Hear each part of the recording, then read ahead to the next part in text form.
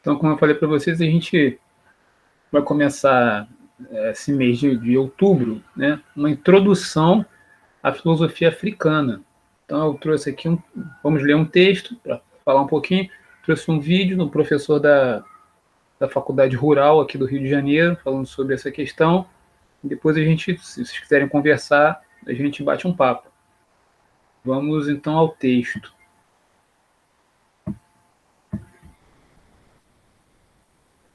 Sempre lembrando, né, se vocês quiserem fazer comentários ou perguntas durante a apresentação do texto, pode fazer, que eu não consigo visualizar vocês aí enquanto eu estou compartilhando o texto.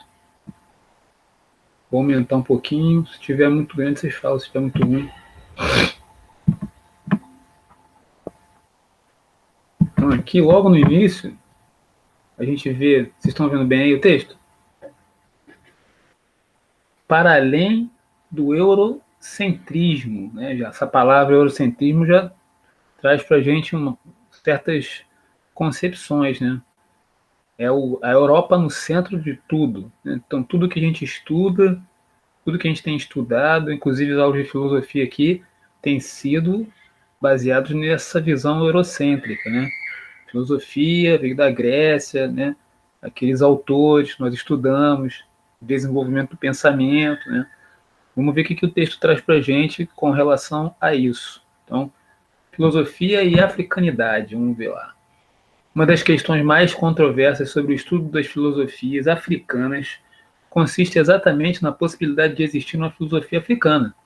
Muitos autores partem de uma definição relativamente simples, qual seja, a filosofia africana é a produzida por filósofos africanos ou a que trata de temas relativos à África.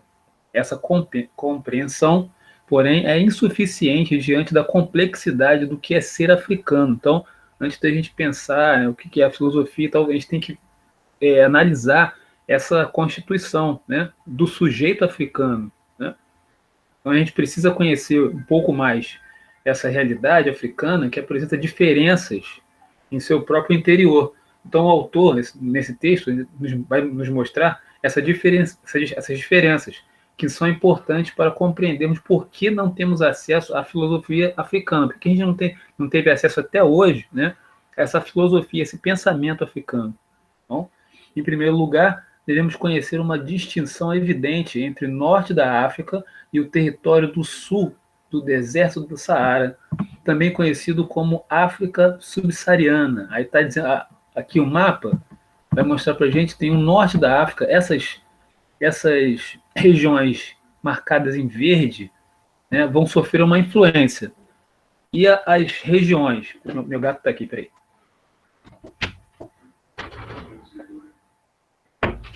O gato queria sair.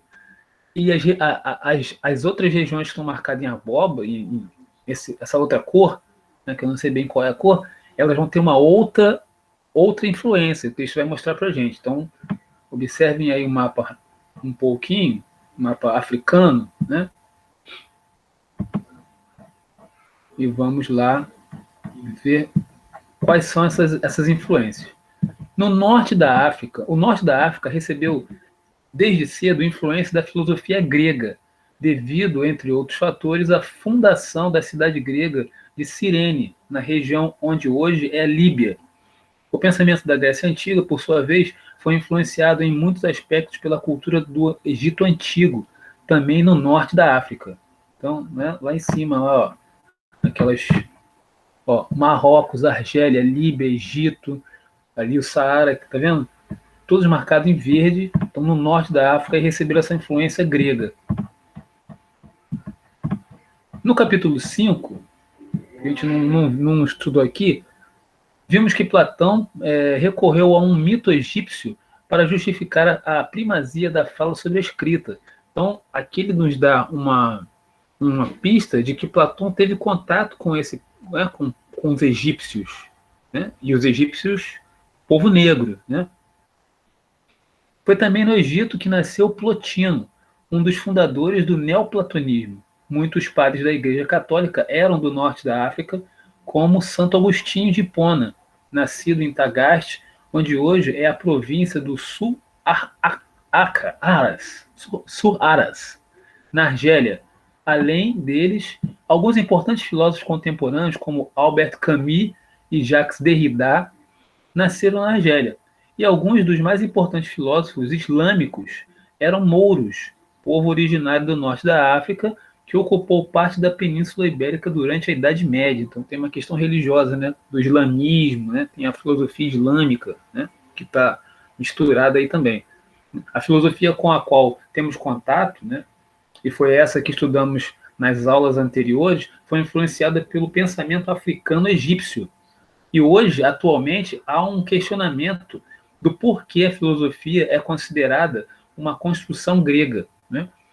Existe agora, no momento, existe um pensamento que está tentando resgatar essa filosofia egípcia, né? E mostrar que ela influenciou o pensamento grego. Lá na Grécia houve uma sistematização, mas eles tiveram contato com todo um desenvolvimento de um pensamento egípcio-africano que influenciou a Grécia. Vamos seguir então para o próximo texto. Até aqui tá beleza?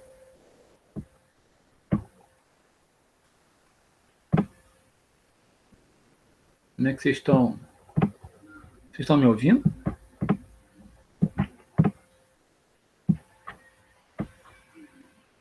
Então, continuando. Portanto, podemos dizer que a maior parte dos filósofos do norte da África se identifica mais com a filosofia ocidental ou com a filosofia oriental islâmica do que com a filosofia africana propriamente dita. Então, né, o islamismo, né, o pensamento islâmico e a cultura grega influenciou o norte da África. E o sul da África, né, vai ter as suas próprias especificidades, né? A África subsaariana, ao contrário, desenvolveu um intercâmbio filosófico menor com os pensadores europeus. Isso se deve, por um lado, ao contato relativamente tardio com a Europa, somente a partir do século XVI, com a expansão marítima, e, por outro lado, ao caráter do empreendedorismo colonial de algumas nações europeias, que, colocando os povos africanos em condição subalterna, os considerava inferiores e atrasados. Aqui só fazer uma correção, né? Caráter empreendedorismo, né? Isso é uma palavra para deixar meio bonita. Na verdade, a violência, né, que o continente africano sofreu com o colonialismo europeu, né?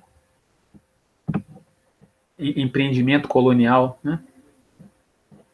Uma exceção foi o filósofo Anton William Amo, nascido na região hoje ocupada por Gana e levado à Europa como escravo. Fez seus estudos na Alemanha e foi professor nas universidades de Halle e Jena. Mas mesmo nesse caso, o pensamento filosófico de Amo só foi aceito e ainda assim sob forte preconceito, porque ele dialogava diretamente com autores europeus, não incorporando o legado cultural africano ao seu pensamento. Os debates sobre a existência e o caráter de uma filosofia especificamente africana começam a surgir nos países da África subsaariana somente a partir do século XX, muito recentemente, com o processo de descolonização da África. Como esses países são de população predominantemente negra, o campo de estudo da filosofia africana se desenvolveu relacionado a movimentos como a diáspora negra, que é a saída, né, dos povos negros para outras regiões, que foram levados, né? A negritude, que é essa valorização das características do homem negro, e o pan-africanismo, que dizem respeito a realizações culturais de afrodescendentes, tanto dentro quanto fora do continente africano. Exatamente isso, né? Hoje existe um movimento pan-africanismo que quer fazer esse resgate dessa origem, né, dos povos dos povos africanos que foram trazidos para cá, né? Isso aí tem muita controvérsia, mas tem um grupo de pessoas que faz esse movimento, né, político de resgate de uma origem. A diáspora negra trata do reconhecimento de uma identidade social comum e descendentes de africanos, que em sua maioria teriam sido levados à força para o continente americano ou para o Oriente Médio como escravos. Negritude é um movimento literário de valorização da cultura negra em países africanos e em países com passado de opressão colonialista, que obrigam afrodescendentes, abrigam afrodescendentes. O pan-africanismo é um movimento político, filosófico e social de união dos povos africanos e de afrodescendentes que vivem fora da África, em prol de ações afirmativas e que exerceu forte influência no processo de descolonização da África. Então vejo como durante muitos anos, né, esse conhecimento africano ficou invisibilizado, não obtendo alcance fora das fronteiras africanas. O colonialismo promovido por nações europeias, né, também contribui para a invisibilidade da cultura africana, que guarda um conhecimento que já sabemos influenciou os pensadores gregos, influenciou a cultura grega, né? Há uma filosofia africana, eu vou terminar aqui para a gente ver o vídeo e depois bater um papo. Uma vez definido o sujeito de africanidade como negro, né, africano ou afrodescendente e herdeiro de um legado de diferentes formas de resistência à dominação colonialista, ainda é preciso definir se é possível dizer que o saber produzido por esse sujeito pode ser considerado filosofia. O debate sobre a possibilidade de uma filosofia genuinamente africana se desenvolveu paralelamente aos movimentos de independência das várias nações africanas. Durante a colonização, as potências europeias impunham uma ideologia de pertencimento à metrópole. No entanto, embora fossem membros de um império colonial, os colonizados eram tratados como cidadãos de segunda classe, então, né, sempre relegados, né? Aqui no Brasil, né, a gente passou por 300, quase 400 anos de escravidão, e quando o Brasil foi o último dos países a promover a libertação, né, o término da escravização, mesmo assim, né, as pessoas ficaram entregues à própria sorte, né? Se apresenta para nós um problema que diz respeito ao domínio de países sobre a África, promovendo a escravização de diferentes etnias. A gente vai assistir agora um vídeo de 5 minutos, né? E depois a gente pode conversar um pouco. O professor vai falar sobre essa questão da filosofia africana. E até aqui, como é que tá tudo bem? Como é que foi aí o entendimento disso aí que a gente falou até agora? Como é que tá na cabeça de vocês aí? Já ouviram falar sobre filosofia africana? Alguém já tinha dito para vocês sobre isso? Pode escrever, se quiser. Se não quiser perguntar, não quiser falar no microfone.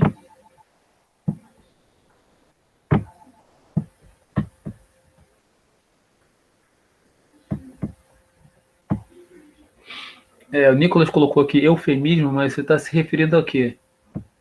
Nicolas, por favor.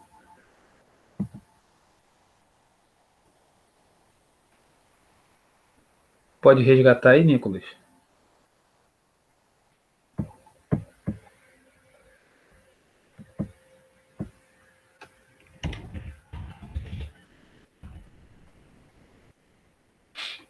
Aquela parte que fala que foi um empreendedorismo. Pois é. Essa figura de linguagem mal colocada, né? É para você ver como é que no próprio texto a gente encontra, né, a invisibilidade da violência, né? Essa empresa, que a gente pode dizer assim, né, foi uma empresa violenta que retalhou o continente africano, né, trazendo pessoas de diferentes etnias e colocadas aqui no Brasil. Não sei se eu falei para vocês que em 2018, acho que foi 2018, eu não estou lembrando aqui qual foi a data exatamente, a escola promoveu um passeio, nós fomos a uma fazenda ali em Barra do Piraí. Essa fazenda Rio Branco, naquela região é a única que possui um conjunto completo de senzalas. O negócio é assustador. Tem a fazenda toda completa, né? Tem a casa de engenho, tem a área onde eles secavam o café e tem um conjunto completo de senzalas. Você entrar ali, um negócio assim terrível, porque tem os instrumentos de tortura, né? As algemas, as correntes, né? Em salas pequenas, né? A guia que estava falando com a gente, Isso que ficavam ali amontoados 30 pessoas, 40, num cubículo. Então é um negócio assim, assustador. Se não me engano, Nicolas está escrevendo, se não me engano, eu já ouvi falar de um cientista que estudou os raios de luz e é tipo o pai do estudo da visão humana, sendo o primeiro a falar que a luz chega ao olho e não ao contrário, mas acho que ele é do Oriente Médio. Eu não tenho essa informação, Nicolas. Você podia aí apurar essa informação aí melhor, né? Eu sei que muitos, eu não sei se você está falando nesse sentido, mas muitas pessoas que descobriram coisas e desenvolveram pensamentos e foram destaques, né, nas ciências humanas e tal, pessoas negras, né? A gente tem aqui de cabeça, né, Machado de Assis, Juliano Moreira dá nome para esses casos que trata de psiquiatria, né? Pessoas que têm problema psiquiátrico. Foi o primeiro psiquiatra, né? E era negro. Então tem várias figuras aí. Não sei se você está falando nesse sentido. E alguém mais quer comentar? Podemos assistir o vídeo? Espero que funcione, porque minha conexão está meio oscilante. Vou desligar aqui, vou desligar meu microfone para poder tentar transmitir para vocês o vídeo.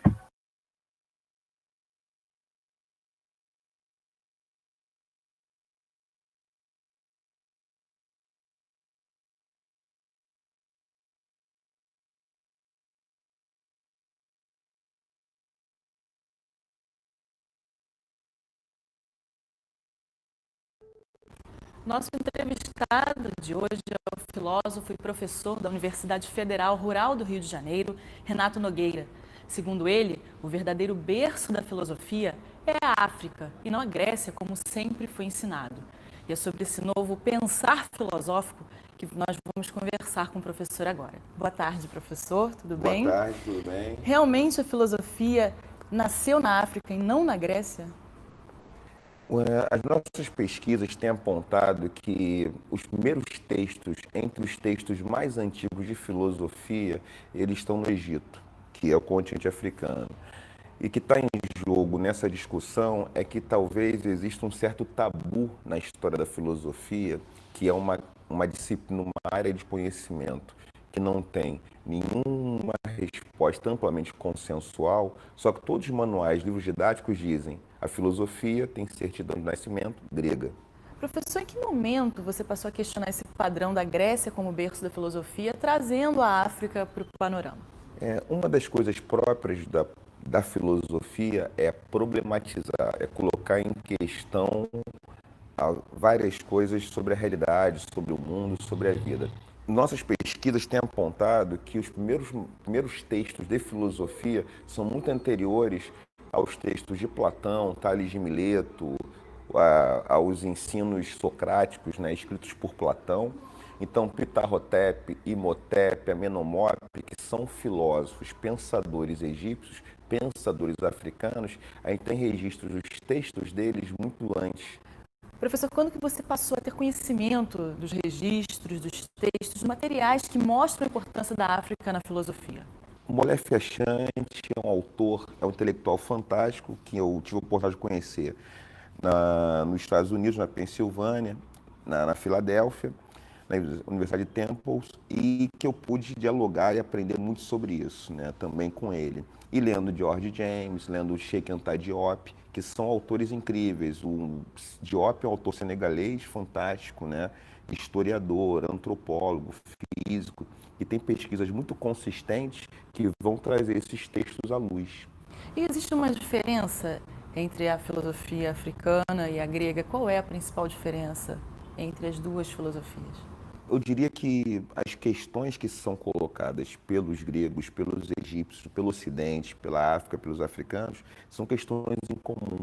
São questões sobre o sentido da vida, são questões sobre a origem da realidade, questões éticas e morais, questões políticas. Eles se perguntam sobre o sentido da realidade, e essas questões estão presentes tanto nos textos africanos como nos textos gregos ocidentais. E por que os textos dos filósofos africanos são tão desconhecidos ainda? Normalmente são difundidos os textos dos filósofos gregos. Por que a África ainda é tão desconhecida na filosofia? Essa é uma grande questão. Uma das hipóteses que a gente tem trabalhado no meu grupo de pesquisa é justamente com o racismo epistêmico. Ou seja, uma das dimensões do racismo é uma dimensão de recusar que que um povo, que um grupo humano tem certas características estéticas, por exemplo, que tem religiosidade válida. Mas uma das características do racismo epistêmico é recusar que um povo tem envergadura intelectual, que um povo tem produção de conhecimento. E a partir do momento que você começou a difundir a filosofia africana no meio acadêmico, como é que foi a recepção disso?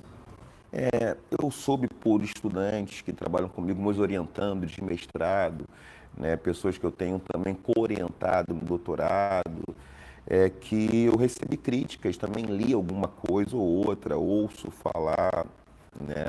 Mas o que eu percebo é que muitas vezes as críticas de alguns colegas, elas não vêm fundamentadas numa leitura daquele material que eu tenho. Então, eles estão, de alguma forma, alguns colegas que criticam têm repetido, né, o que a gente aprendeu nos nossos manuais de filosofia, de história da filosofia. E daqui para frente, como você vai trabalhar essa teoria da filosofia africana? De que forma você vai difundir? Como isso pode chegar mais amplamente nas escolas? Então, justamente agora a gente tem um projeto de pesquisa, né? Pesquisa e extensão, como eu disse, que é o Filosofando com Sotaques Africanos e Indígenas, e tem como objetivo, a gente vai criar cadernos do sexto ao nono ano, que é nas escolas públicas municipais de Cetopédica, tem filosofia na grade curricular do sexto ao nono ano. Então, nós vamos produzir um material que vai ficar pronto em 2016, para que essas crianças possam ter acesso à filosofia, não mais tendo ali uma certidão lavrada no cartório grego, mas uma certidão lavrada no cartório africano, no cartório egípcio.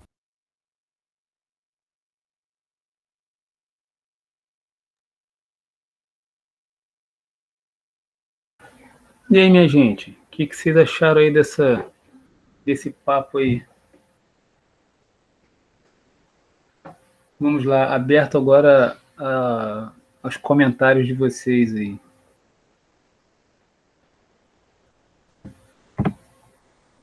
Eu estou aprendendo junto, porque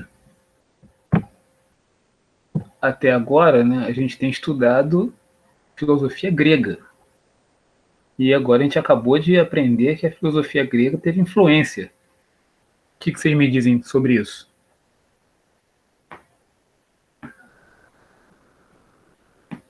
O professor virou aluno com vocês. Alguém pode falar aí? Ou escrever?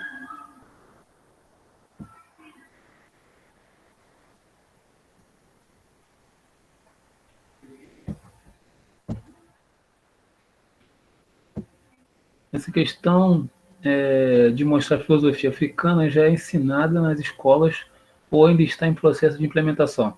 Então, Nicolas, boa pergunta. Eu, particularmente, né, agora estou começando a implementar isso colocar isso no meu projeto, no meu plano de estudo, tentar misturar, né, essa filosofia grega que a gente sempre aprendeu e agora essa busca, né, a busca por essa origem, né, porque como o professor falou no vídeo, né, tem uma questão de um racismo epistemológico, né? O que ele quis dizer com isso, né? O racismo epistemológico que ele falou é você não considerar que um outro povo possa pensar também em construir um pensamento, né? Tal qual a gente vê que foi difundido pela Grécia, compreende? Mas eu acredito que desde 2008, eu acho que 2008 que teve essa lei, entrou uma lei que obriga o ensino da cultura, da arte e da história africana nas escolas do ensino público, desde 2008. Respondi a sua questão?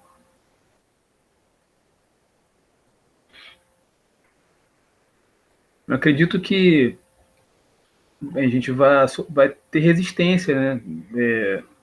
As pessoas a quererem aprender e porque tem essa questão de religiosidade, então tem tem muito preconceito com relação a isso, mas Não há como a gente fechar os olhos, não há mais como, né, a gente continuar com os olhos fechados diante, né,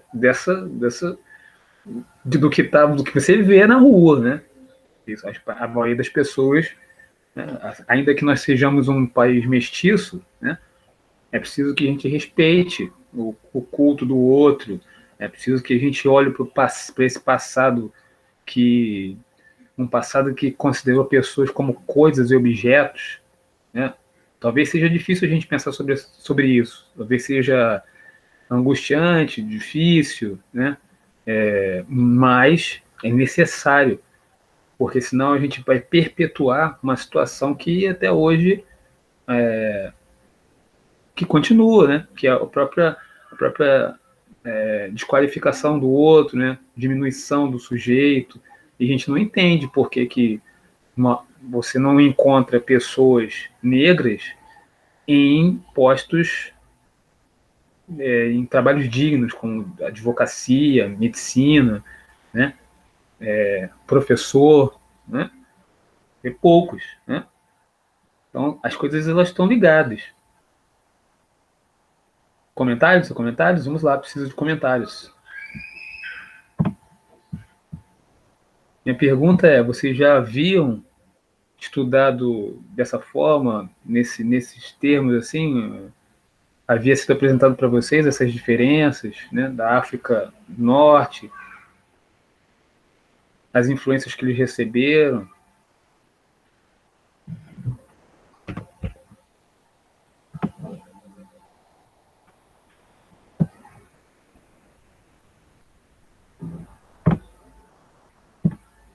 Vamos lá, gente, vamos trocar aí sobre as influências, não. Ok. E mais alguém já ouviu falar ou já estudou sobre o continente africano em outros termos que não fosse apenas falando sobre escravização? Os negros foram retirados e foram trazidos para cá e aí transformados em, né, pensando nessa forma. Eles desenvolveram um pensamento, existe uma cultura, existe uma arte. Alguém já apresentou isso para vocês dessa forma?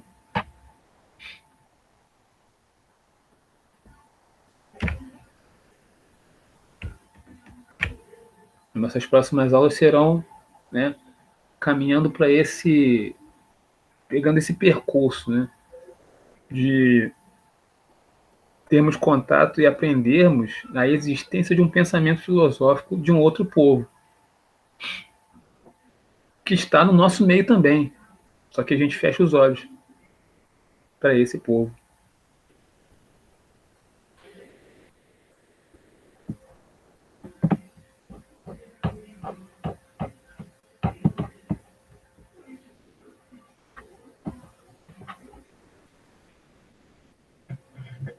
Então, temos aí mais 10 minutinhos para poder terminar. Aí, se vocês tiverem perguntas, dúvidas ou comentário, por favor, façam agora.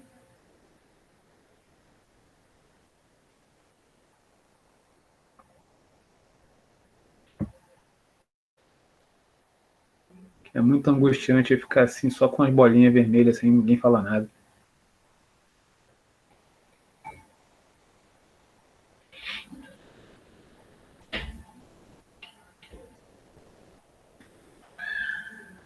Então, vou fazer o seguinte, já que não tem, né, nenhuma dúvida, nenhum comentário a fazer, vou encerrar aqui a aula, dizendo que na próxima aula nós falaremos do conceito.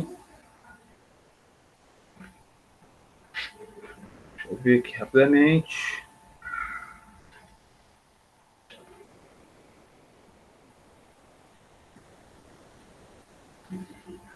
O conceito de primitivismo.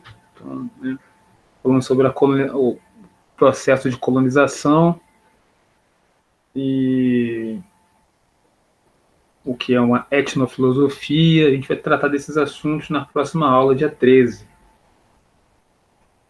Se ninguém quiser falar mais, eu posso fazer uma pergunta para vocês responderem aí, que é o seguinte, aqui está no próprio texto assim: quais são as diferenças entre o norte da África e a África subsaariana? Quais são as consequências dessas diferenças para o desenvolvimento do pensamento filosófico no continente africano? Eu vou deixar essa pergunta para a tarefa de filosofia, ok? Daqui a pouquinho eu publico lá. Então, até a próxima aula. Obrigado pela presença e pela paciência.